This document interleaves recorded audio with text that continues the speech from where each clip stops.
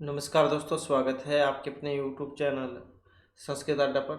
दोस्तों, आज की जो वीडियो इसमें हम करने वाले हैं आपका हरियाणा में जो टीचर एलिजिबिलिटी जो टेस्ट है टीएचडी पीएचडी वाला, जिसके आगे या जून में होने की संभावना रहेगी। तो आपके एग्जामों के लिए महत्वपूर्ण क्वेश्चन आज की वीडियो में हम यहाँ पर करने वाले हैं, जिसमें हमने सबसे पहले जो आपके ये समोच्चय द्वितीय भाग जो है इसको लिया है। और इनसे पहले वाली जो वीडियो थी इसमें हमने आपका पहला भाग जो कंप्लीट किया था, और इसके अलावा आपका सभी कुछ सिलेबस वगैरह वो सभी हमने कंप्लीट पहले कर लिया था। इन सभी को अगर आप देखना चाहते हैं तो एस्टेट 2024 के नाम से आपको प्लेलिस्ट बनी हुई मिल जाएगी, तो उसमें जाकर भी आप देख सकते हैं। नहीं तो दोबारा से हम जो है यहाँ पर रिवीजन जो है कर रहे हैं, और अगर आपने पहले जो नहीं देखी थी वीडियो तो अब आप जा देख सकते हैं और अपने जो एग्ज़ाम की रिवीजन है वो भी कर सकते हैं। स्वयं उसी द्वितीय भाग जो आज की वीडियो में हम यहाँ पर करेंगे।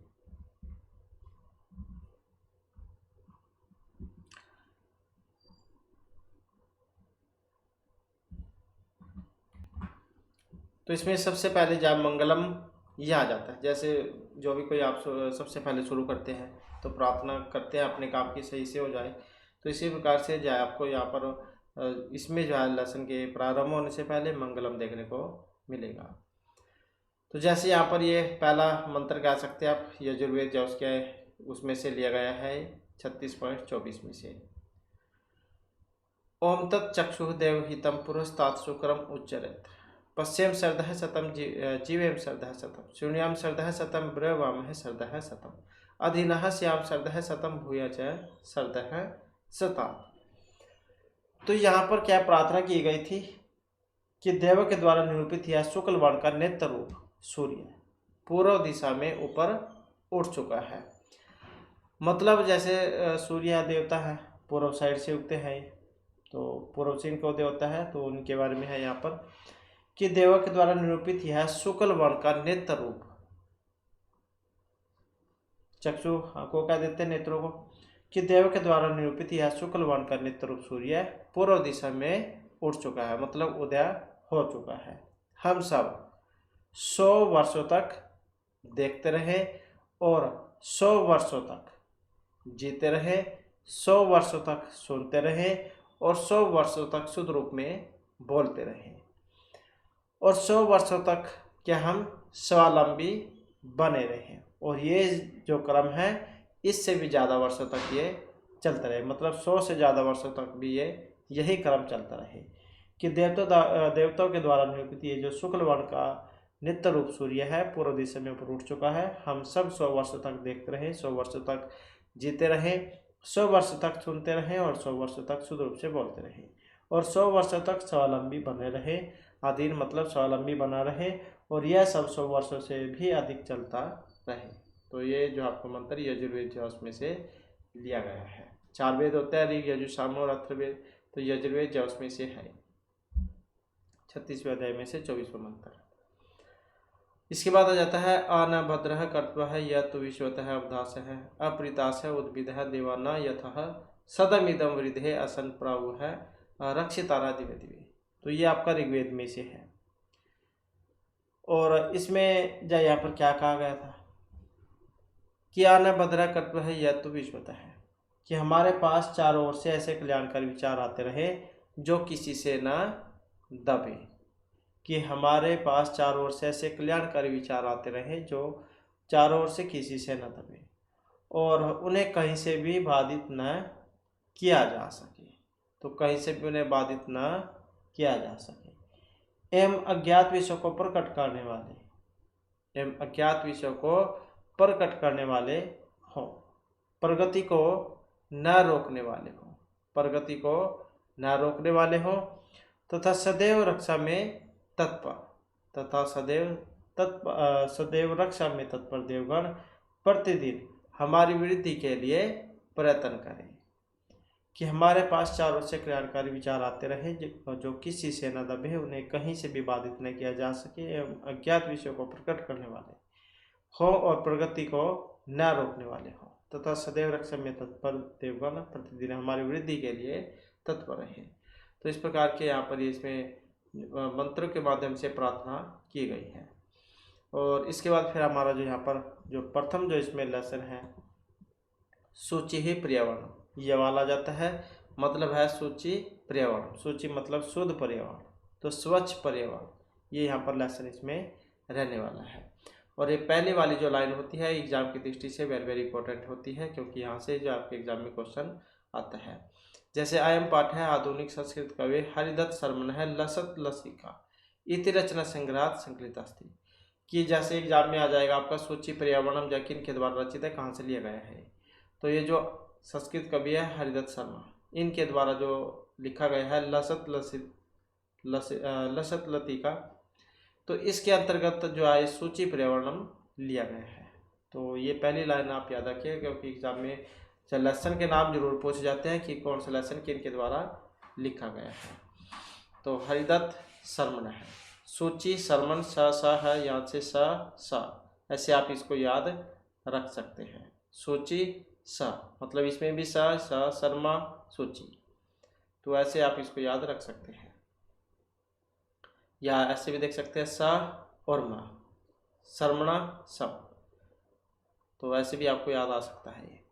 तो अयम पाठ आधुनिक संस्कृत कवि हरिदत्त शर्मण लसत लसिका इति रत्न संग्रहात् संकलितो अस्ति अत्र कवि महानगर नाम यंत्राधिक्येन प्रवर्धित प्रदूषणोपरि चिन्तितमानः दृश्यते। स कथयति यत् इदं लोहचक्रं शरीरस्य मनः च शोषकमस्ति अस्मादेव वायुमण्डलं मलिनं भवति। कवि महानगरे जीवनात् सुदूरं नदी निर्झरं वृक्षमूहं लताकुञ्जं पक्षी कुल कलरवपूजितं वन प्रदेशं प्रति गमनाय अभिलषति। तो ये जो लेसन है प्रस्तुत पाठ आधुनिक संस्कृत कवि हरिदत्त शर्मा की रचना लसत लसिका से लिया गया है। इसमें कवि ने महानगरों की यांत्रिक बहुलता से बढ़ते प्रदूषण पर चिंता व्यक्त करते हुए कहा है कि यह लोह चक्कर तन मन का शोषक है, जिससे वायुमंडल और भूमंडल दोनों ही क्या हो रहे हैं, मलिन हो रहे हैं। मलिन मतलब किसको कह देते हैं, मैले को, प्रदूषण को। कवि महानगरीय जीवन से दूर नहीं, निर्झर नदी निर्जर वृक्ष मोह लता कुंज एवं पक्षियों से कुंजित वन प्रदेशों की ओर चलने की अभिलाषा व्यक्त करते हैं। आगे फिर यहाँ पर जो इसके श्लोक हैं जिनके माध्यम से यहाँ पर इसमें ये बतलाया गया है।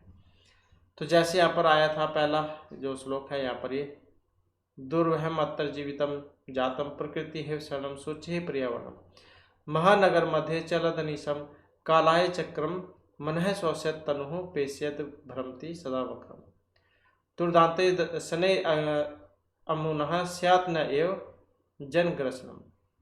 तो ऐसे है, इसका जब हम अन्वय करेंगे तो कैसे बनेगा, अत्तर जीवितम, इसको अलग अलग करेंगे तो ये अलग हो जाएगा।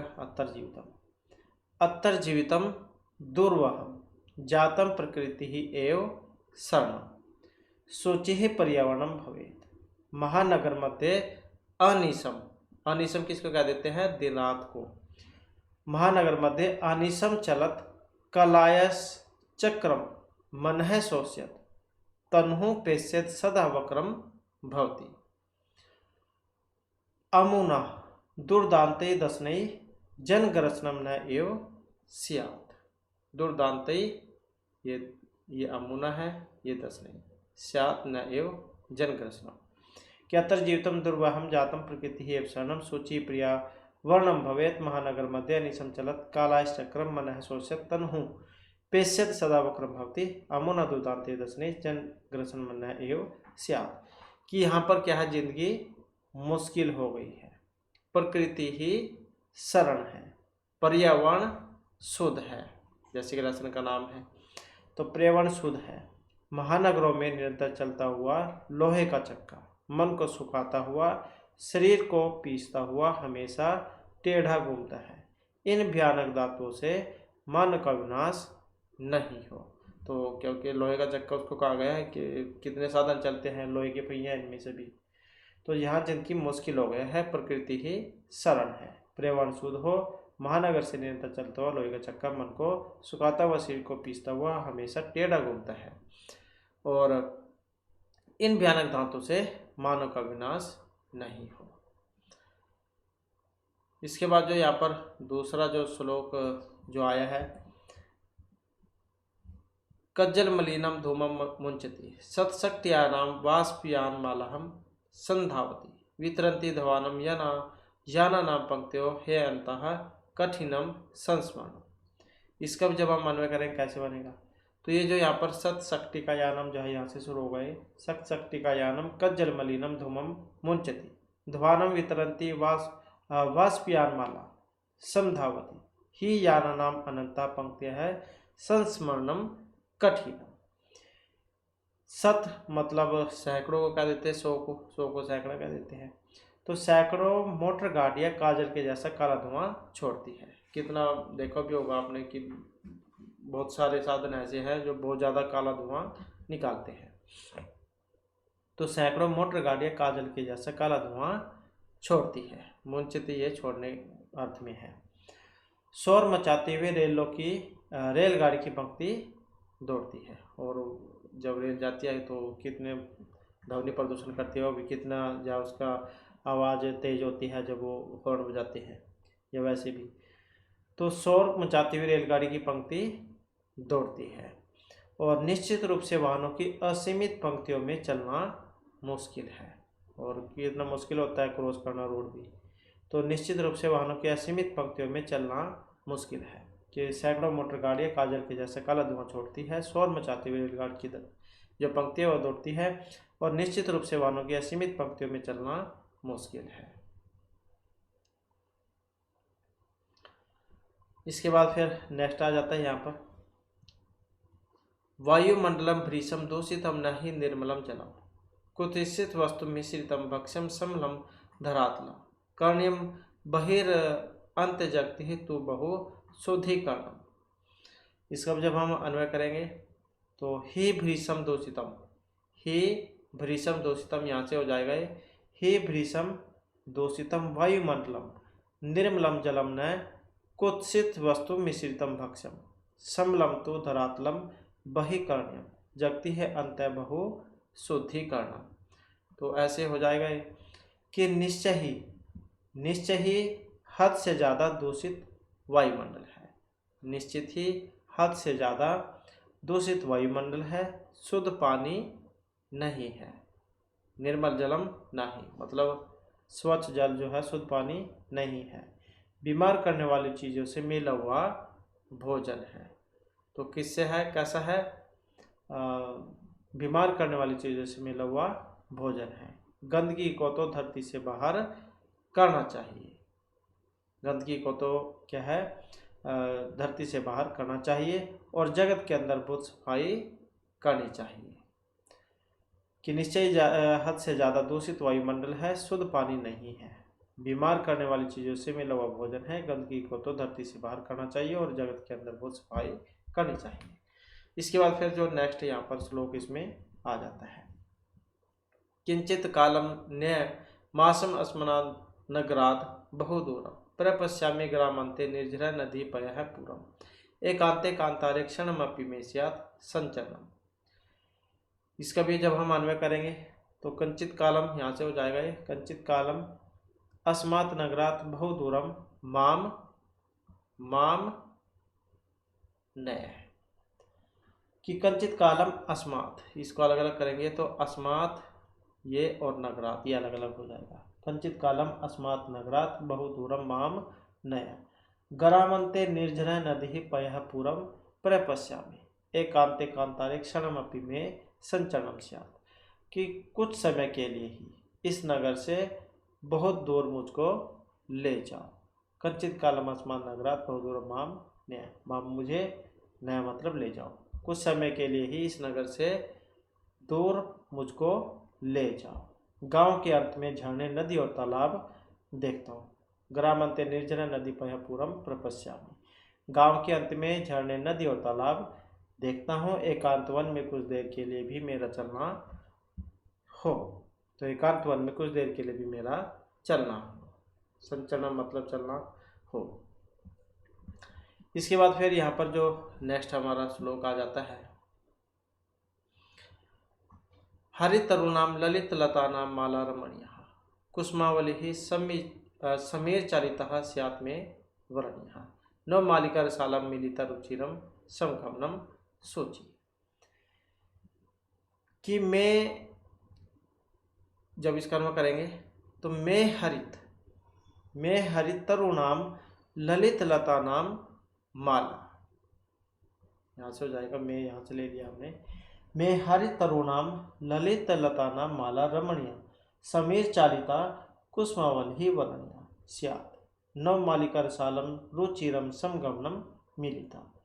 कि मेरे द्वारा हरे भरे वृक्षों की, सुंदर लताओं की, वैसे हिलती हुई फूलों की आनंदित माला चुनने लायक है। यहाँ नए फूलों की यहाँ नए फूलों आदि की माला और आमों का मिला हुआ दिलचस्प संगम है। कि मेरे द्वारा हरे भरे वृक्षों की, सुंदर लताओं की, वायु से हिलती हुई फूलों की आनंदित माला चुनने लायक है। यहाँ नई फूल आदि की माला और आमों का मिला हुआ दिलचस्प संगम है। इसके बाद आ जाता है नेक्स्ट हमारा, तो ये नेक्स्ट है यहाँ पर हमारा लेसन मतलब श्लोक।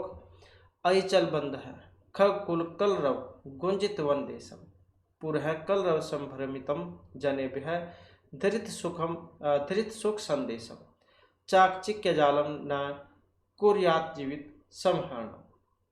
इसका जब हम अन्वय करेंगे तो आई बंध है, आई बंध है, खग कुल कलरव गुंजित वन देशम चल। तो यही हो जाएगी पहली लाइन।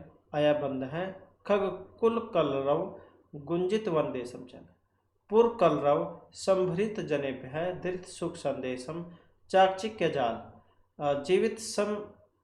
जीवित रस समहरणम न क्रिया। मतलब कि अरे भाइयों, बंधु सखा मित्र कह देते हैं कि अरे भाई, चिड़े के समूह के कलरव चहचहाट से गुंजित वन के देश में चलो। कि अरे भाई बंधु मित्र, चिड़ियों के समूह के कलरव चहचहाट से गुंजित वन के देश में चलो। शहर के शोर हल्ला से भ्रमित लोगों के लिए सुख संदेश को धारण करो। चकाचौंध वाली संसार को जीवन के रस की चोरी नहीं करनी चाहिए। तो चकाचौंध वाली संसार को जीवन के रस की चोरी नहीं करनी चाहिए। कुर्यात जीवित रस हरण, हरि धातु में है ये हरण अर्थ में। इसके बाद में फिर जो यहाँ पर नेक्स्ट जो हमारा श्लोक आ जाता है, प्रस्तरतले लता तरहो गुल्मा न भवन्तु पिष्टा पाषाणी सभ्यता निसर्गे स्यात् न समाविष्टा मानवाय जीवनम कामे नह जीवित मरणम शुचि। जब हम इसका भी अन्वय करेंगे तो लता तरु गुल्मा प्रस्तरतले पिष्टा न भवन्तु निसर्गे पाषाणी सभ्यता समाविष्टा न स्यात् मानवाय जीवन कामे न जीवन मरण। कि लता पेड़ तथा झाड़ी पत्थरों के तल में न पीसे। लता पेड़ तथा झाड़ी पत्थरों के तल में न पीसे। प्रकृति में पत्थरों वाली सभ्यता अंतर्भूत न हो। मनुष्य के लिए जिंदगी की कामना करता हूँ, जीते हुए मरण की नहीं। कि लता पेड़ तथा झाड़ी पत्थरों के तल में न पीसे। प्रकृति में पत्थरों वाली सभ्यता अंतर्भूत न हो। मनुष्य के लिए जिंदगी की कामना करता हूँ, जीते हुए मरण की नहीं। तो इस प्रकार से यहाँ पर इसमें ये आपके श्लोक थे। और इसके बाद आ जाते हैं जो शब्दार्थ है। जैसे दुर्वहम आ जाएगा आपके एग्जाम में, पूछ ले जाएगा कि इसका मतलब क्या है। दुर्वहम, तो ये दुष्कर्म को कह देते हैं, कठिन को या दुर्भर कह देते हैं जिसे। जीवितम जीवनम मतलब जीवन। अनिशम अहनिशम दिन रात। कालायश चक्रम लोह चक्रम लोहे का चक्कर जो आयरन व्हील है, मतलब पहिए कह देते हैं, लोहे के पहिए। शोषत शुष्की कुर्वत सुखाते हुए तनहु शरीराणि शरीर। पेश्यद पिष्टि कुर्वत पीसते हुए। वक्रम कुटिलम मतलब टेढ़ा। दुर्दांते भयंकर भयानक। दसनई दंते दांतों से। अमुना अनेन इससे। जन ग्रसनम जन भक्षणम मानव विनाश। कज्जल मलिनम कज्जल एव मलिनम काजल सा मलिन या फिर मैला या काला कह देते हैं। जैसे काजल होते हैं आंखों में डालने वाला काला, तो ऐसे। धूम है अग्निवाह है मतलब धुआं। मुंचति त्यजति छोड़ता है। सत शक्तियायानम, शक्तियायानम शतम मतलब सैकड़ों मोटर गाड़ियाँ। वाष्पयानमाला वाष्पनाम पंक्ति, रेलगाड़ी की पंक्ति है। अब जैसे आ जाएगा आपके एग्जाम में पूछ ले जाएगा इसका मतलब क्या है, साड़ियाँ हैं या मतलब बहुत सारे कुछ भी ले सकते हैं इसका, कटी लगा दो, सैकड़ों, कटी, और भी बहुत सारे मतलब लग सकते हैं। तो इसका जैसे सही आपने बताना होगा, इसका मतलब क्या है, सैकड़ों मोटर गाड़ियाँ। इसके बाद है वितरंती, ददती वितरण कुर्वाण, देती हुई। ध्वानम मतलब ध्वनि, कोलाहलम, संस्मरणम संचलनम चलना, भृशम अत्यधिकम अत्यधिक, भक्ष्यम खाद्य पदार्थ भोज्य पदार्थ, समलम मतलब मलेन है, समलम मतलब मलेन है, मलयुक्त या गंदगी से युक्त, डर्टी का देते हैं जिसे।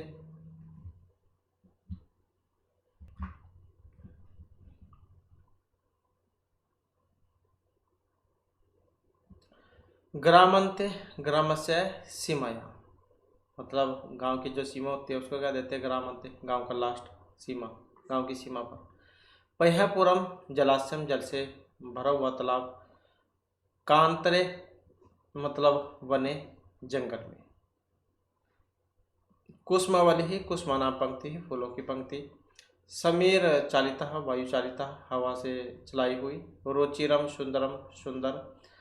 खगकुल कलरव मतलब खगकुला नाम कलरव है, या पक्षी समूह ध्वनि ही, पक्षियों के समूह की ध्वनि। चाकचिक्य जालम कृत्रिम प्रभावपूर्णम जगत, चाकचौंध भरी दुनिया। प्रस्तर तले मतलब शिला तले, पत्थर को क्या देते हैं प्रस्तर, तले मतलब उसके नीचे पत्थर के तल पर। लता तरु गुल्मा, लता चाहे तरवा चाहे गुल्मा चाहे, लता वृक्ष और झाड़ी। पाषाणी पर्वतमयी पथरीली, निसर्गे प्रकृत्याम प्रकृति में। तो इस प्रकार जो है यहाँ पर आपके ये शब्दार्थ थे, और इसके बाद अभ्यास आ जाता है। क्वेश्चन आंसर आपके एग्जाम में या नहीं आएंगे, तो आपके एग्जाम में आएगा संधि विच्छेद, जैसे यहाँ पर आया है इसमें संधि विच्छेद। प्रकृति ही प्रकृति रेव आया जैसे यहाँ पर, तो जब हम इसका संधि या संधि विच्छेद करेंगे तो क्या बनेगा, ये जैसे मूल शब्द है इसका हमने संधि विच्छेद करना है, तो प्रकृति ही प्लस में एव, ये हो जाएगा प्रकृति रेव। सात न एव, स्यात न एव है तो स्यात न और एव। हरे अनंतः तो क्या जाएगा, ही प्लस में अनंतः, क्योंकि ई को या हुआ है ऐसे आए, ही जो था ई को यण संधि हुई, इसका लोप हो गया, लोप होकर क्या ई को क्या होता है, ई को या होता है यण संधि में, तो हा को या हो गया, तो वो वाला है अंत, ही प्लस में अनंत। अब इसको करेंगे जब हम संधि बही अनंत, बही अंत है और जगती, तो क्या बनेगा, बहिर्अंत जगती, ई को या वैसे ही हो जाएगा बह्यंत जगती ही, तो वैसे ही हो जाएगा ये बहमिया बह्य अंत और जगती, अंतर अंतर के बाद ज अंतर जगती, अंतर जगती ही। और उसके बाद अस्मात, अस्मात नगरात है, ये ता है यहाँ पर, अस्मात नगरात ता को ना हुआ है तो अस्मात नगरात। समचरणम है, संचरणम हो जाएगा संचरणम, पर स्वर्णों पर में जो है माँ को या समचरणम। धूमम प्लस में मुंचती तो क्या बन जाएगा, धूमम मुंचती, धूमम माँ आधा हो जाएगा, ये आधा है धूमम, और मुंचती मुंचती, धूमम मुंचती। नेक्स्ट आ जाता है हमारा यहाँ पर अधोलिखित अनाव्यावनाम सहायता रिक्त स्थानम पूर्यात, तो ये तो जा इसमें फिल करने आसान है, तो अभी फिल करने हैं, कोई दिक्कत इसमें नहीं आनी चाहिए। तो ये नहीं वैसे चाट के बढ़ना है, ये तो आपके एग्जाम में नहीं आएंगे। ये कई बार वैसे आ जाता है, जैसे ये आपने अगर पहले एग्जाम दिया होगा तो आपको इसमें पता होगा। तो जैसे ये इदानीं वायुमंडल प्रदूषितम अस्ति, तो इसमें यहाँ पर पूछ लिया जाएगा कि जो है अव्यय कौन कौन से आए हैं या फिर कितने आए हैं। तो कई बार ऐसे जा पहले देखने को मिला था।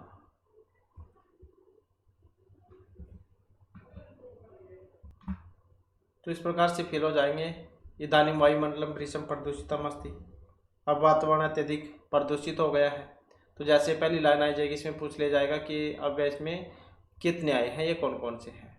तो जैसे इदानीं भृशम अत्र जीवन दुर्गम अस्ति, इसमें अव्यय है अत्र,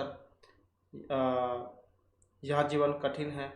और प्राकृतिक वातावरण क्षणम संचलनम अपि लाभदायकम भवति, तो प्राकृतिक वातावरण में एक क्षण की हलचल भी लाभदायक होती है।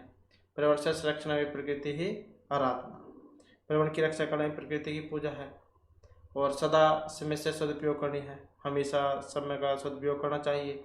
भूकंपित समय बहिर्गमन में उचितम भवति, जब भूकंप आता है मतलब वालन कह देते हैं जिसके देसी भाषा में, तो उस समय आप घर से बाहर एक खुले स्थान पर चले जाना चाहिए।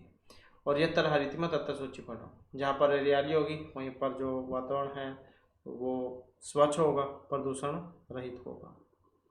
तो इस प्रकार से आ जाते हैं कई बार एग्जाम में। तो अव्यय पूछ ले जाते हैं कि इसमें अव्यय कितने आए हैं या कौन कौन सी है। तो ये अव्यय प्रकार हमने पहले भी किया था, अब दोबारा से भी इसकी रिवीजन हम कर लेंगे। इसके बाद आ जाता है नेक्स्ट हमारा यहाँ पर अधोलिखिता नाम पदानाम पर्याय पदम लिखा था, इनके पर्यायवाची बताने हैं। जैसे श्लील किसको क्या देते हैं, जल को क्या देते हैं, तो क्या जाएगा जलम। आम्रम आम को क्या कहते हैं, रसालम। ये इस प्रकार से पर्यायवाची आपको देखने को मिल सकते हैं। वनम है, जैसे वन को क्या कहते हैं, कांतारम। कांतारम कांतारम क्या देते हैं, शरीर को क्या कहते हैं, तनुहु। तनुहु। और कुटिल को क्या कहते हैं, वक्रम का देते हैं। और पाषाण को प्रस्तर आया था उसमें, प्रस्तरम पत्थर। इस प्रकार से हो जाएगा। इसके बाद आ जाते हैं यहाँ पर जो इसके विलोम हैं, जैसे सुक्रम। और अभी हमने ऑप्शन पढ़े थे जो है आपके शब्दार्थ, उसमें आया था एक शब्द ये दुर्वहम। दूषितम, दूषितम को क्या कहेंगे हम, शुद्धम कहेंगे। गणहंती, ग्रहण करना मतलब छोड़ना, मुंचंती हो जाएगा, मुंचंती। और निर्मलम, श्यामलम, मैला अभी आया था ऊपर, हमने शब्दार्थ में पढ़ा था। दानवाय, मानवाय, राक्षस मनुष्य, मानवाय दानवाय। और शांतः, अनंतः, अनंतः। तो इस प्रकार से इनके जय विलोम हो जाएंगे यहाँ पर, ये विलोम विपरीतार्थक उल्टे शब्द। इसके बाद आ जाता है यहाँ पर इनका जो समस्त पद है वो बताना है। जैसे मलेन सहितम है, तो मलेन सहितम को क्या कहते थे हम, समस्त पद समलम। और अवयव कौन सा समास है, अव्यभाव क्यों है, क्योंकि जहाँ पर शुरू में अव्यव सर्ग हो तो वहाँ पर होता है अव्यभाव समास। अब जैसे हरितः चाहिए तरवहा, तो क्या लिखेंगे इसे, हरित तरुणाम। हरित तरुणाम, हरित तरुणाम। समास कौन सा होगा यहाँ पर, तो कर्मधारय समास हो जाएगा इसमें, कर्मधारय। ललितः च यह लतः तासा, तो क्या समास पद होगा इसका, ललित, ललित लता नाम, ललित लता नाम, ललित लता नाम हो जाएगा। समास कौन सा इसमें, कर्मधारय है। और नवमालिका, क्या लिखेंगे इसे, नवमालिका, नवमालिका, यही होगा इसका समास पद। और समास कौन सा है इसमें, कर्मधारय है। धृत सुख संदेश है ये, तो क्या लिखेंगे, धृत सुख संदेशम, धृत सुख संदेशम, संदेशम, धृत सुख संदेशम। समास कौन सा हो जाएगा इसमें, बहुब्रीहि समास। कज्जलम एवं मलिनम, काजल होता है जैसे उसकी जैसे मैला, तो क्या लिखेंगे इसे हम, कज्जल मलिनम, कज्जल मलिनम। कज्जल मलिनम समास कौन सा हो जाएगा इसमें? कर्मधारय समास। दुर्दांतई दसनई, तो इसको क्या लिखेंगे हम समास पद? दुर्दांत दसनई, दुर्दांत दसनई, दसन मतलब दांत, दुर्दांत दसनई समास कौन सा होगा? कर्मधारय समास। तो ऐसे इनका समास पद और जो समास है वो हो जाएगा।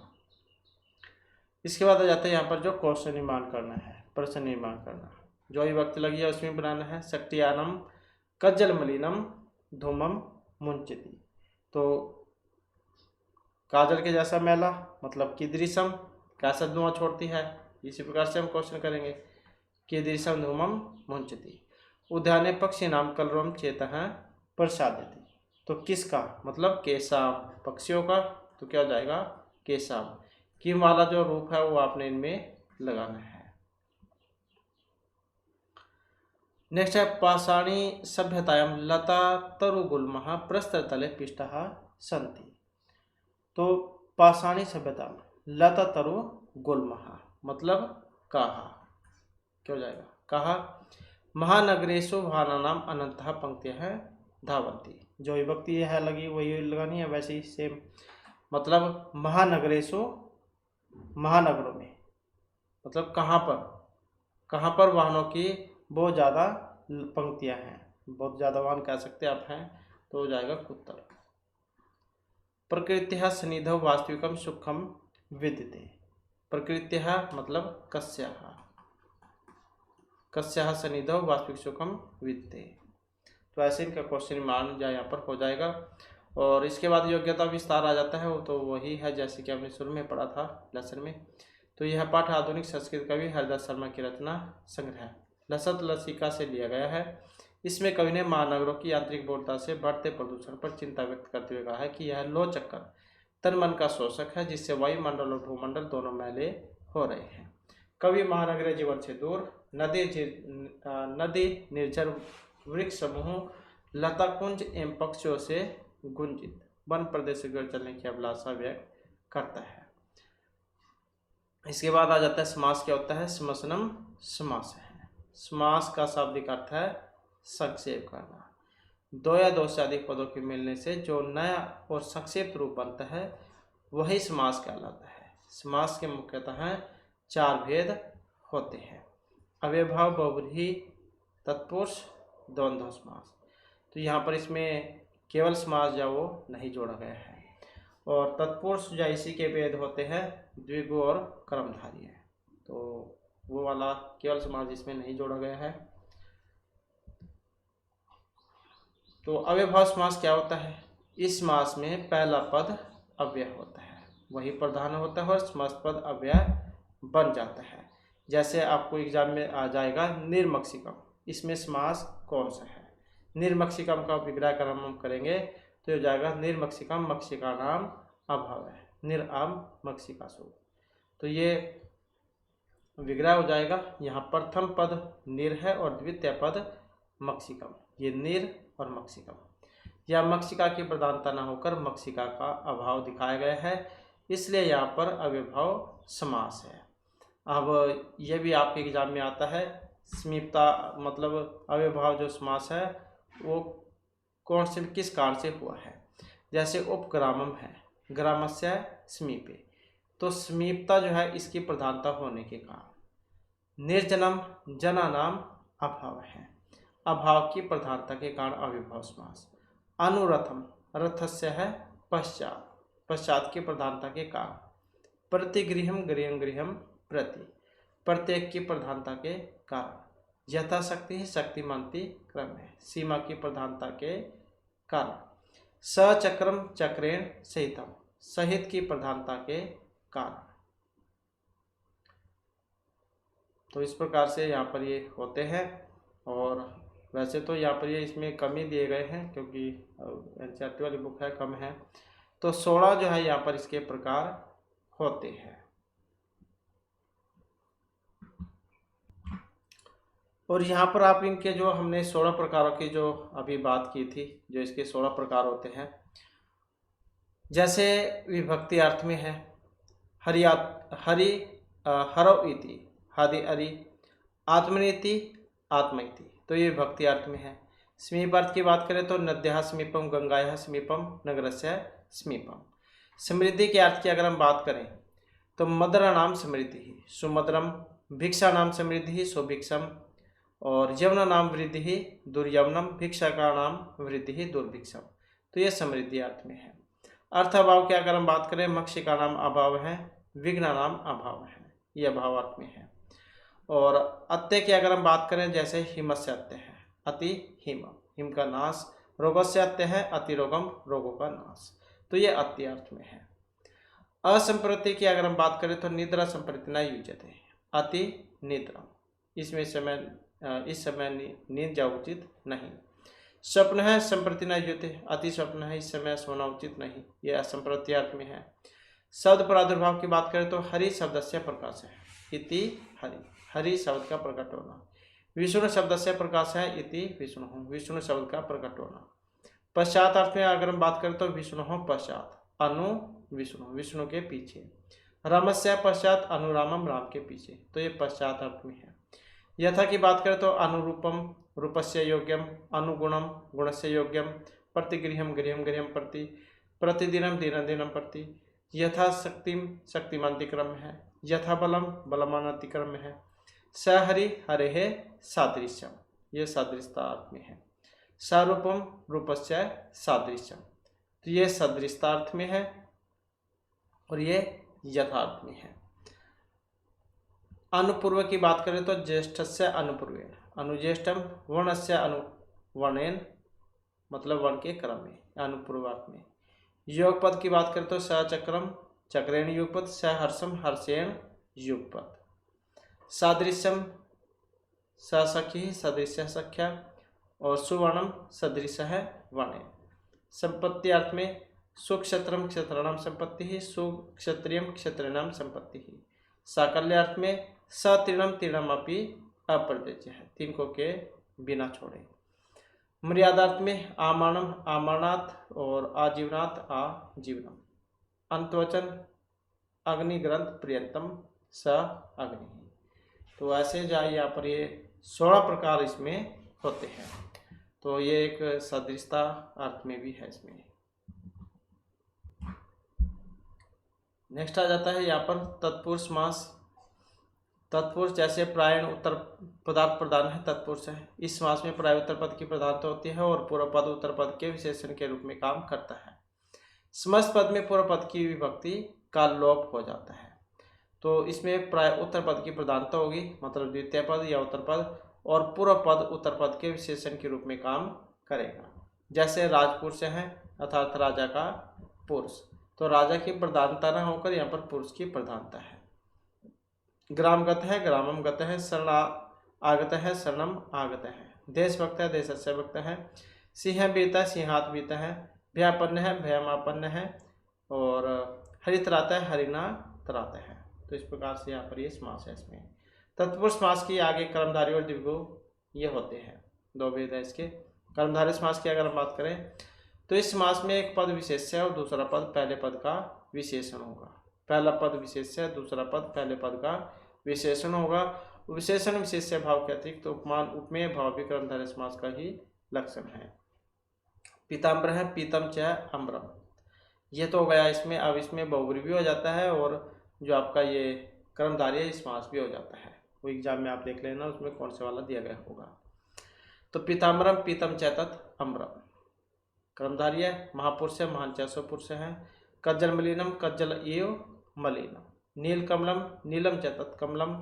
मीन नयनम, मीन एव नयनम, मछली की जैसे आंखें होती है जिसकी। मुख कमलम, कमलम एव मुखम, तो ये एव जो आपको इसमें देखने को मिलता है, तो कर्मधारय इसमें समास होगा। इसके बाद आ जाता है जो द्विगु है, संख्या पूर्वो द्विगु, ये वाला सूत्र है। इस समास में पहला पद संख्यावाची होगा और समाहारार्थ की प्रधानता होगी। समूह का बोध कराएगा ये, और सुर में आपको संख्या भी देखने को मिलेगी। त्रिभुजम, त्रयनाम भुजानाम समाहार है, तीन भुजाओं का समूह समाहार। इसमें पूर्व पद में त्रि संख्यावाची है। पंचपात्रम, पंचनाम पात्राणाम समाहार है। पंच है, पंचवटी, पंचानाम वटनाम समार है, पंच है सुर में। सप्तर्षि सप्ता नाम ऋषि नाम समार है, सुर में सप्त है। चतुर्युगम चतुरानाम युगानाम समार है, सुर में 4 है। तो ये इसकी पहचान होती है सुर में संख्यावाची होना। इसके बाद आ जाता है जो बहुब्रीहि है। अन्य पदार्थ प्रधान है बहुब्रीहि। इस समास में पूर्व तथा उत्तर पद की प्रधानता न होकर किसी अन्य पद की प्रधानता होती है। जैसे पीताम्बर है, पीतम अमरम यस्य है, अर्थात विष्णु। यह न तो पीतम शब्द की प्रधानता हो न अंबर की, अपितु तो पीताम्बरधारी किसी अन्य ही व्यक्ति की प्रधानता है। मतलब पीले कपड़े कौन धारण करते हैं? भगवान विष्णु। तो इसलिए पीताम्बर जैसे में बहुब्रीहि समास हुआ है। तो दोनों हो जाते हैं इसमें, वो एग्जाम में आपने देखना पड़ेगा वहाँ पर क्या दिया हुआ है। नीलकंठ है, नील है, कंठ है, यश है, अर्थात भगवान शिव। 10 आनन है, 10 आननी यश है, अर्थात रावण है। अनेक कोटि सार है, अनेक कोटि ही सार है, धनम यश है। विगलित समृद्धि, विगलिता समृद्धि ही यस्यतम पुरुषम। प्रक्षालित पादम, प्रक्षालितो पादौ यस्य तम, अर्थात जन्म। तो इस प्रकार से यहाँ पर बहुब्रीहि समास इसमें हो जाएगा।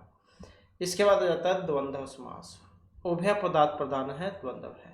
इस समास में पूर्व और उत्तर पद दोनों की समान रूप से प्रधानता होती है। पदों के बीच में च का प्रयोग विग्रह में होगा। जैसे राम लक्ष्मणों, राम है चाहे लक्ष्मण है चाहे, पितरो माता चाहे पिता चाहे, धर्म अर्थ काम मोक्ष, धर्म चाहे अर्थ चाहे काम चाहे मोक्ष चाहे। वसंत ग्रीष्म शिशिर, वसंत चाहे ग्रीष्म चाहे शिशिर चाहे। तो इस प्रकार से समास है ये। आगे यहाँ पर ये कवि परिचय दिया गया है इसमें। प्रोफेसर हरिदास शर्मा इलाहाबाद केंद्रीय विश्वविद्यालय में संस्कृत के आचार्य रहे हैं। तो इलाहाबाद केंद्रीय विश्वविद्यालय में ये संस्कृत के आचार्य रहे हैं। इनके कई संस्कृत काव्य प्रकाशित भी हो चुके हैं, जैसे गीत कंदलिका, त्रिपथगा, उत्कलिका, बाल, गीताली, आक्रंदम, लसितिका।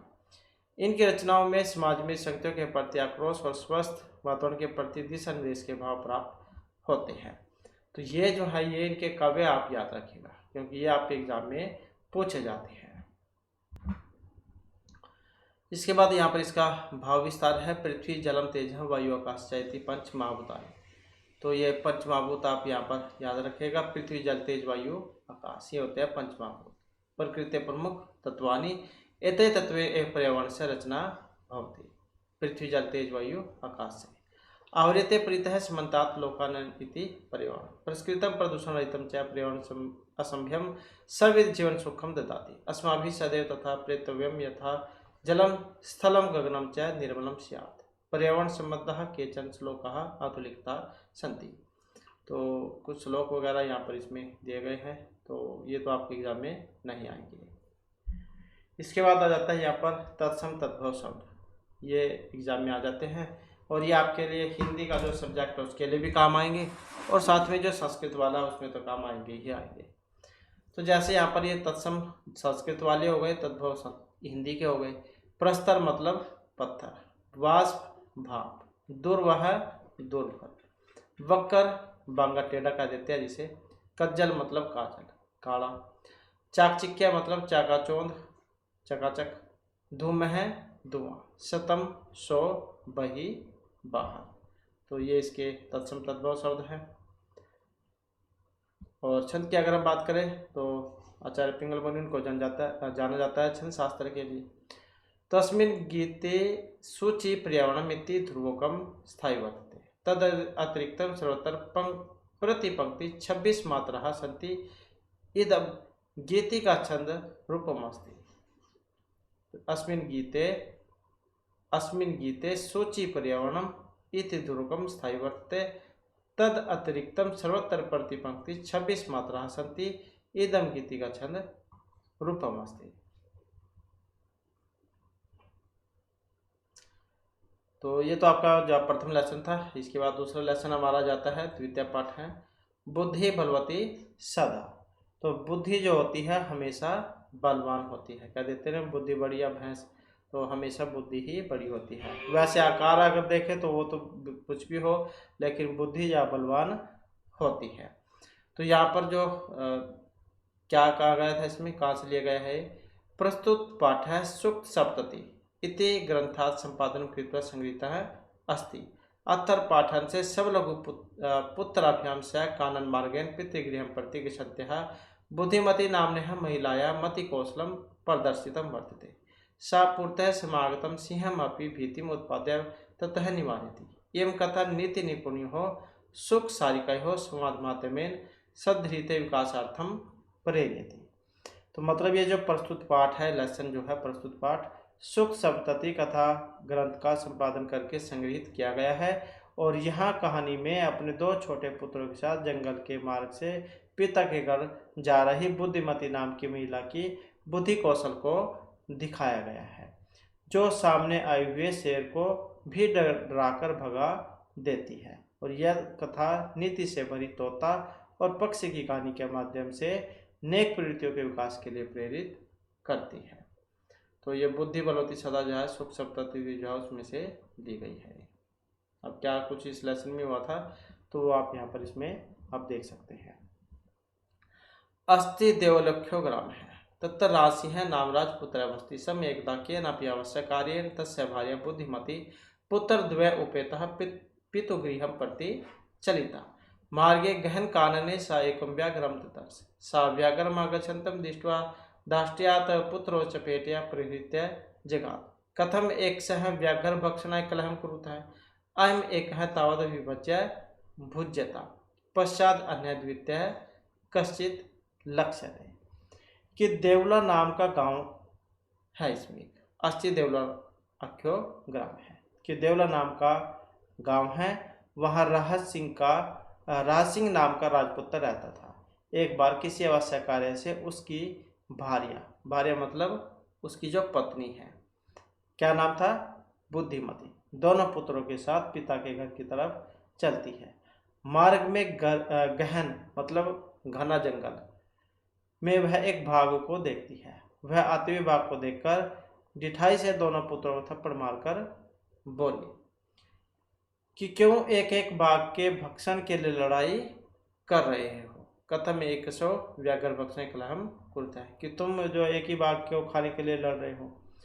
यह एक बाघ को ही अलग अलग करके बांट कर खाओ। अम एक है विभज्य मतलब ये जो एक बाघ है इसी को अलग अलग करके बांट कर खाओ और बाद में अन्य दूसरा खोजा जाएगा। पश्चात अन्य द्वितीय कश्चित लक्ष्यते।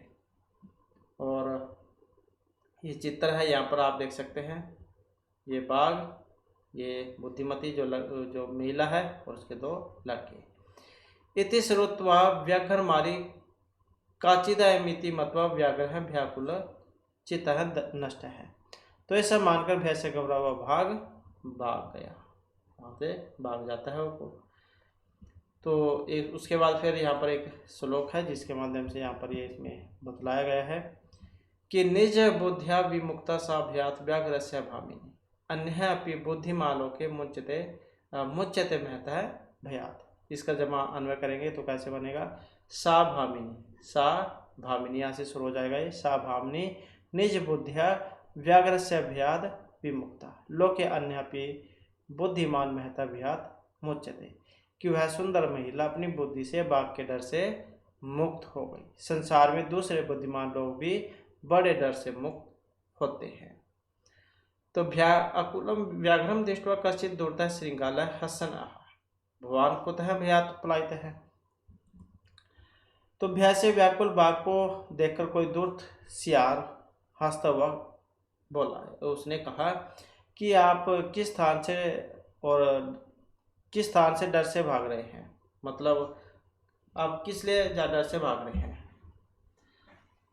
उसके बाद व्याघ्र हैं गच गच जम्बुक त्वमपि किंचित गूढ़ प्रदेश में यत व्याघ्रम इति या शास्त्र श्रूयते तय अहम हंतुम आरब्ध है परम गृहीत कर जीविता नष्ट शीघ्रम तद आगत है। इसके बाद फिर जो यहाँ पर जो व्याघ्र जो था बाप कि जाओ सियार तुम भी किसी गूढ़ जगह को जाओ, मतलब गुप्त स्थान पर चले जाओ, क्योंकि बाघ मारने वाले जो शास्त्र में सुना है उसके द्वारा मैं मारा जाता, लेकिन हाथ पर जान लेकर जल्दी से उसके आगे से भाग गया। गृहीत कर जीवित है, मतलब हाथ पर जान को लेकर। उसके बाद जो श्रृंगाल है सियार है। व्याघ्रतव्य महत कौतुकम आवेदितम यत मानुषादापि विवेशी। उसके बाद सियार कहते हैं कि भाग तुम्हारे द्वारा बड़ा आश्चर्य है, जो तुम मनुष्य से भी डरते हो। उसके बाद व्याघ्र है प्रत्यक्ष में मैं स आत्म पुत्र एक सह माम तो कलह मानो चपेट या प्रहंती दिष्टा। बाघ कहता है कि मेरे प्रत्यक्ष ही उसके दोनों पुत्र एक एक करके मुझे खाने के लिए झगड़ रहे थे, और उनको थप्पड़ से प्रहार करती हुई वह स्त्री देखी गई। चपेटिया मतलब थप्पड़ मारने का देते हैं। उसके बाद फिर जो जम्बुक है स्वामिन यत्र अस्ते साधुता तत्र गम्यता व्याघ्रता पुनः तत्र गतस्य सा सम्मुखम अपेक्षियते यदि तर्हि तव्य अहम हंतव्य इति। और उसके बाद जो यहाँ पर जो ये जम्बुक है मतलब सियार मालिक जहाँ वह चालाक स्त्री है वहाँ चलिए, और बाघ यदि तुम्हारे दोबारा वहाँ जाने के बाद वह सामने दिखती है तब तुम्हारे द्वारा मैं मौत की सजा पाने के लिए तैयार हूँ। उसके बाद फिर जो व्याघ्र है श्रृंगाल यदि तो मां मुक्त्वा यासी तदा वेलापि वेला स्यात्। उसके बाद जो यहाँ पर बाघ कहता है कि सियार भाई यदि तुम मुझे छोड़कर जाते हो तब वक्त बुरे वक्त में बदल जाएगा। उसके बाद फिर जम्बू का है यदि एवं तरही माम निज गले बध्वा चल सत्व स व्याघ्र है तथा कृत्वा काननम ययो श्रृंगालेन सहितम पुनः आयंतम व्याघ्रम दुरात दृष्टवा बुद्धिमती। और उसके बाद जो जम्बुक था सियार भाई यदि तुम मुझे छोड़कर चलते हो तो तब वक्त बुरे वक्त में बदल जाएगा। मतलब सियार कहेगा फिर कि यदि ऐसा है। उसके बाद सियार कहता है कि यदि ऐसा है तब मुझको अपने गले से बांधकर शीघ्र चलो, निज गले पर अपने गले पर बांधकर जल्दी चलो। वह बाघ वैसा करके जंगल को गया, और सियार के साथ दोबारा आते हुए बाघ को देखकर बुद्धिमती। और यहाँ पर आप इसमें देख सकते हैं ये चित्र, तो ये गले में बांधा हुआ है यहाँ पर ये सियार बाघ और ये महिला और उसके दो पुत्र। बुद्धिमती चिंतितवती जम्बुकृत उत्साहाद व्याघ्रात कथम मुच्यता परम प्रत्युत्पन्नति सा जम्बुकम आक्षिप्यन्ति अंगुल्यः तर्जन्ति उवाच। तो बुद्धिमती सोची कि सियार के द्वारा चिढ़ाए हुए उत्साहित बाघ से कैसे छुटकारा हो, उसे कैसे छोड़ा जाए। लेकिन जल्दी से उत्पन्न बुद्धि वाली प्रत्युत्पन्नति मतलब जिसकी तुरंत बुद्धि का देते हैं, जिसको एकदम से अकल आ गई तुरंत बुद्धि। परम प्रत्युत्पन्नति मतलब जल्दी से उत्पन्न हुई बुद्धि वाली वह सियार पर आरोप लगाती हुई ऊंची आवाज में बोली। तर्जंती वाच ऊंची आवाज में बोली। अब क्या बोलती है इस श्लोक के माध्यम से यहाँ पर इसमें बतलाया गया है।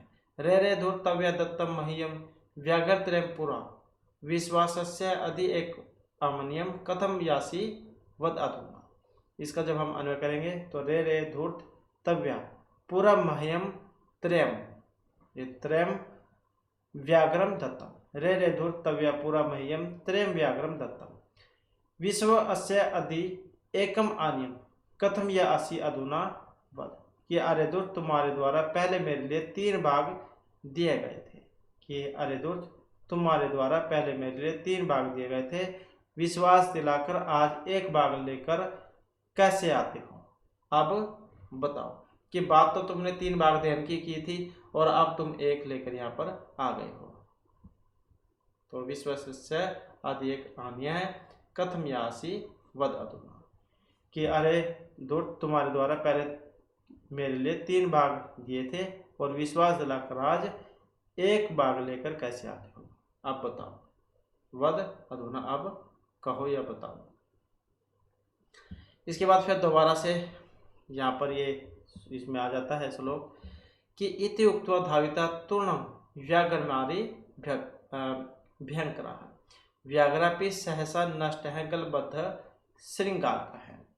इसका भी अन्वय करेंगे तो इति उक्त्वा भयंकरा व्याघ्रमारी तूर्णम धाविता गलबद्ध श्रृंगार का है व्याघ्रापि सहसा नष्ट है।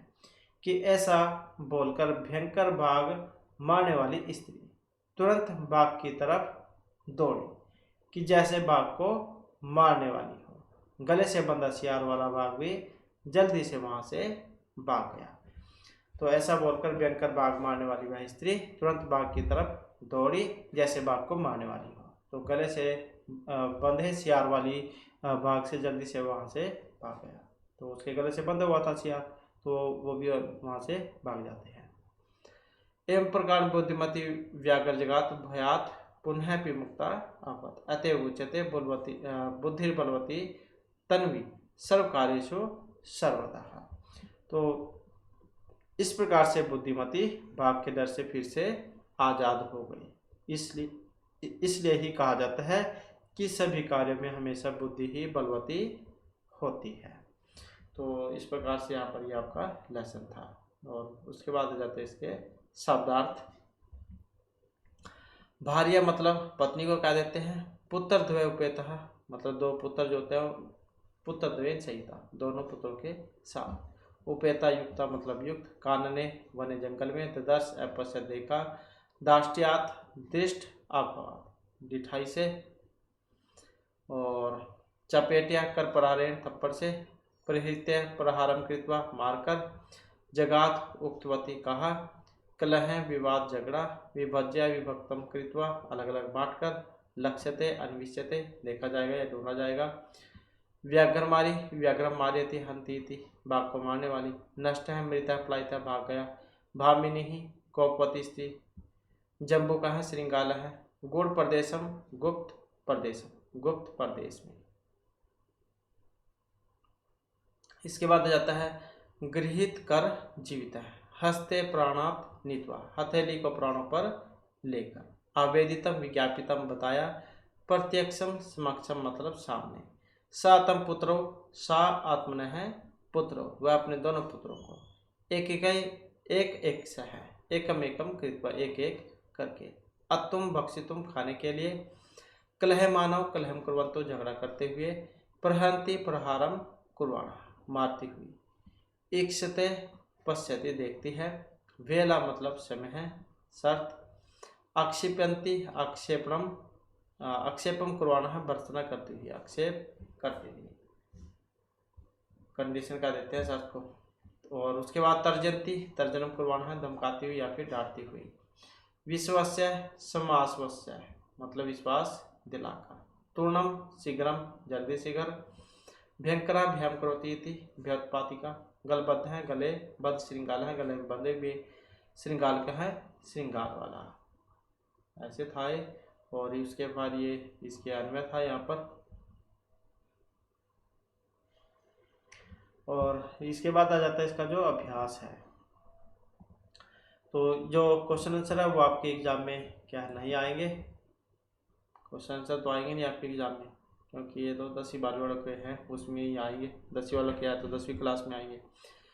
तो यहाँ पर आ जाता है उसके बाद क्वेश्चन निर्माण करना। तत्तर राजसिंह नामराज पुत्र हैं वस्ती सब, तो तत्तर राशि है वहाँ पर किस नाम का कोई व्यक्ति रहता था, मतलब कौन रहता था, नाम है तो क्या जाएगा कहा, कौन रहता था। बुद्धिमती चपेटिया पुत्रो प्रहृतवती, तो चपेटिया मतलब कया, वैसे कि माला रूप हो जाएगा कया। व्याघ्रम दृष्टवा धूर्त श्रृंगाल है अवदत, व्याघ्रम मतलब कम, तो मानुषात विभेषी ही, मानुषात मतलब कस्मात जो विभक्ति है उसी में। पुरातव्य मह्यम व्याघ्रत्रयम दत्तम, पुरातव्यम कस्मै व्याघ्रत्रयम दत्तम, मह्यम चतुर्थी में है तो कस्मै। इसके बाद आ जाता है इसके घटनाक्रम जो उसके अनुसार लगाने हैं, जो जो घटना हुई थी उसके अनुसार आप इन्हें उसी क्रम में लगा सकते हैं। नेक्स्ट आ जाता है संधि वाला। संधि संधि विच्छेदम आकृति, संधि या फिर संधि विच्छेद करना है। जैसे पितु गृहम है, तो जब हम इसको अलग अलग करेंगे क्या बनेगा, पितु ये अलग हो जाएगा, पितु और गृहम, गृहम। एक ही एकम, एक है, एक है, एक है और एक है, एक है। अन्य अपि, जब हम इसका संधि करेंगे क्या होगा, विसर्ग को हो जाएगा यहाँ पर, अन्यो अपि, अन्यो अपि। इति प्लस में उक्त्वा, वैसे ही यण संधि में इत्युक्त्वा बन जाएगा, इति उक्त्वा। यत्र प्लस में आस्ते, यत्र आस्ते, यत्र आस्ते। तो इस प्रकार से यहाँ पर इसकी संधि और संधि विच्छेद ये हो जाएगा। नेक्स्ट आ जाता है अधोलिखित आरंपद नाम अत्थर कोष्ठ का चित्वा लिखत। तो जैसे ददर्श है, इसका कौन सा बनता है, ददर्श का बताना है। तो ददर्श का जब बनेंगे तो क्या बनेगा, तो दृष्टवा, इनका अर्थ बताना। ददर्श मतलब दृष्टवा। जगाद है, जगाद का अकथ्यत। ययौ मतलब गत्वा। अति उत्तम मतलब ये आदिभक्षण धातु है, अतुम खाने वाली, तो खाती तो। मुच्यते छोड़ने अर्थ में है, तो मतलब मुक्त है भवती। इक्स्ते देखने अर्थ में है ये, तो मतलब पश्चाती। तो जो ये धातु का अर्थ है वो उसमें बताना है। इसके बाद आ जाता है पाठा चित्वा पर्याय पदम लिखकर। तो इसमें क्या है, पर्यायवाची जो है, जो आए थे, क्योंकि लेसन वाले ही बताने हैं यहाँ पर। तो जैसे वनम है, वनम मतलब काननम, जंगल। श्रृंगाल है मतलब क्या था, जम्बू का है। शीघ्रम मतलब सत्वरम, सत्वरम। पत्नी भार्या। गच्छसी मतलब यासी, यासी। इसके बाद है पाठात चित्वा विपरीतार्थक पदम लिखत। तो विलोम उल्टे बताने हैं यहाँ पर। जैसे पहला दूसरा, प्रथम है द्वितीय है, प्रथम है द्वितीय है। उक्त्वा कहकर सुनकर, कत्वा प्रत्यय, उक्त्वा श्रुत्वा। नेक्स्ट आ जाता है अधुना बाद में, अधुना पश्चात। अवेला वेला समय। बुद्धिहीना बुद्धिमति, बुद्धि से हीन बुद्धि से युक्त, बुद्धिमति। तो इस प्रकार से इनके विलोम उल्टे हो जाएंगे यहाँ पर। और इसके बाद आ जाता है जो योग्यता विस्तार, मतलब जैसे कि हमने शुरू में पढ़ा था ये। तो ये जो लेसन है आपका पाठ सुख सप्तति नामक प्रसिद्ध कथा ग्रंथ से संपादित करके लिया गया है। इसमें अपने दो छोटे छोटे पुत्रों के साथ जंगल के रास्ते से पिता के घर जा रही बुद्धिमती नामक नारी के बुद्धि कौशल को दिखाया गया है, जो सामने आए हुए शेर को डराकर भगा देती है। इस कथा ग्रंथ में नीति, निपुण, सुख और सारिका की कहानियों के द्वारा अप्रत्यक्ष रूप से सद्वृत्ति का विकास कराया गया है। और इसके बाद फिर इसके भाषिक विस्तार है। जैसे ददर्श में दृश्य धातु लेट लकार प्रथम पुरुष एक वचन का रूप है। वेरी वेरी इंपॉर्टेंट है ये वाला भाग, आपके एग्जाम में ये पूछा जाता है। विभेसी है, जैसे भी धातु डरने अर्थ वाली है। ये लट लकार मध्यम पुरुष एक वचन का रूप है। पर हरंती की बात करें तो प्रयोगपूर्वक ही हरण करने अर्थ में धातु है। सत्य प्रत्यय यहाँ पर लगा है, इसमें स्त्रीलिंग में है, प्रथम विभक्ति एक वचन में। गम्यता में है, जैसे गम धातु कर्मवाच्य में, लोट लकार प्रथम पुरुष एक वचन में। और यय की बात करें तो यहाँ पर आपने धातु है, इसमें या धातु लिट लकार है, प्रथम पुरुष और एक वचन है। यासी की अगर हम बात करें तो गच्छसी और या धातु है, गच्छसी कह लो, या फिर या धातु लट लकार मध्यम पुरुष और एक वचन का रूप है। इसके बाद आ जाता है यहाँ पर जो समास थे इसमें, जैसे गल बद्ध श्रृंगाल का है, गले में बंद हुआ था उस सियार को, तो गले बद्ध है, श्रृंगाल है, यश है। प्रत्युत उत्पन्न मति, प्रत्युत्पन्ना मति ही यश। जम्बुकृत उत्साहात्, जम्बुकेन कृत है उत्साह यशस या जम्बुकृत उत्साह तस्मात्। पुत्रद्वय उपेता, पुत्रद्वयेन उपेता। भयाकुल चित्त, भयन आकुलम चित्तम यशस। व्याघ्रमारी व्याघ्रम मार्यति इति। गृहीत कर जीवित है, गृहीतम करे जीवितम येन सह। भयंकरः भयम करोति या इति। ग्रंथ परिचय की अगर हम यहाँ पर बात करें तो सुख सप्तति के लेखक और काल के विषय में यद्यपि भ्रांति बनी हुई है, तथापि इनका काल 1000 से 1400 ईस्वी के आसपास का माना जाता है। हेमचंद्र ने 1088 से 1172 में सुख सप्तति का उल्लेख किया था और 14वीं शताब्दी में इसका फारसी भाषा में तुति नाम से अनुवाद हुआ था। सुक्त सप्तति की रचना शैली ढांचा अत्यंत सरल और मनोरंजक है। हरिदत्त नामक सेठ का मनोविनोद नामक एक पुत्र था। वह विषाद और कुमार्गामी था। सेठ को दुखी देखकर उसके मित्र त्रिविक्रम नामक ब्राह्मण ने अपने घर से नीति निपुण सुख और सारिका लेकर उसके घर जाकर कहा, इस सपत्नीक सुख को तुम पुत्र की भांति पालन करो, इसका संरक्षण करने से तुम्हारा दुख दूर होगा। हरिदत्त ने मदन विनोद को वह तोता दे दिया। तोते की कहानियों ने मदन विनोद का हृदय प्रवृत्त कर दिया और वह अपने व्यवसाय में लग गया। तो व्यापार प्रसंग में जब वह देशांतर गया तब सुख अपनी मनोरंजक कहानियों से उसकी पत्नी का तब तक विनोद करता रहा जब तक उसका पति वापस नहीं आ गया। तो संक्षेप में सुख सप्तति इत्यादि मनोरंजक कथाओं का ये संग्रह है। आगे यहाँ पर धातु आ जाती है हनन सगत्य, बारहवें अर्थ में है ये। तो इसका रूप कैसे बनेगा लट लकार में, हंती हत है घनंती, हंसी हत है हत, हनमी हनवह हन। और लेट लकार की अगर हम बात करें तो हनिष्यति हनिष्यत है हनिष्यति, हनिष्यसि हनिष्यत है हनिष्यत, हनिष्यामि हनिष्यावह हनिष्यामः। इसके बाद आ जाता है लंग लकार, अहन अहताम अघनन, अह अहतम अहत, अहनम अहनव अहनम। और लोट लकार की अगर हम बात करें हंतु हताम घनंतु, जहि हतम हत, हनानी हनाव हना। और विधिलिंग की अगर हम बात करें हन्यात हन्यताम हन्युः, हन्याः हन्यातम हन्यात्, हन्याम हन्याव हन्या।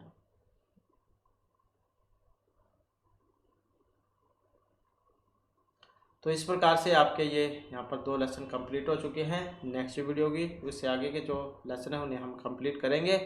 और दोस्तों हमारे साथ अंत बनाने के लिए धन्यवाद।